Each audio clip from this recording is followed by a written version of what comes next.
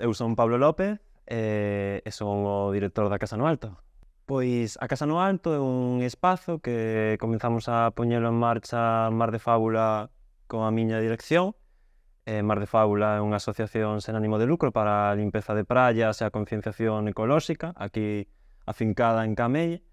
Entón comenzamos no 2022 a poñer a disposición un espazo arquitectónico, unha vivenda, para que artistas podan vir a levar a cabo prácticas artísticas maioritariamente de interpretación do territorio, pero tamén de aproveitamento dos recursos materiais que podemos atopar aquí. A partir deste leitmotiv, pois empezamos a proxectar este proxecto de A Casa no Alto, que a pesar de que implica outras máis disciplinas, non exclusivamente as artes plásticas ou a escultura, senón, pois neste caso, por exemplo, temos ao colectivo Vacaburra e tivemos a outras artistas e intérpretes de outros linguaxes, pero en todo caso buscamos que podan aproveitar na medida do posible ou na medida dos seus intereses a cultura e o patrimonio local. Este é o segundo ano que colaboramos con Escora. O ano pasado tivemos a Alejandra Balboa, que foi unha moi grata experiencia. Este ano, pois, trouxemos para aquí a Vacaburra, que aínda que tiveron que facer unha estancia separada de 2 semanas diferentes, o certo é que, sí que supuso unha oportunidade para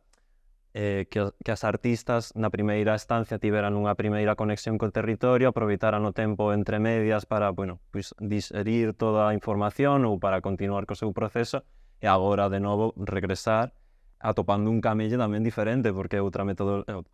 meteoroloxía, non é o mesmo tempo que facía antes, entón, para nosotros tamén é importante que coñezan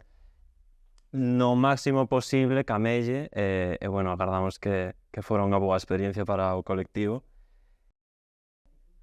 Este é o primeiro ano que iso que facemos talleres cun instituto, recibimos hoxe 40 cativos do Instituto Pedra da Águia e penso que foi un moi bo resultado ensinarlles tanto o que nos facemos dende a Casa no Alto como o que fai Escora, pero tamén parte dos colectivos que hai aquí en Camelle, como pode ser, pois iso, Mar de Fábula, que fomos a visitar o local, pero tamén o colectivo, a Asociación de Naufraxios Galegos, que fan unha labor extraordinaria de difusión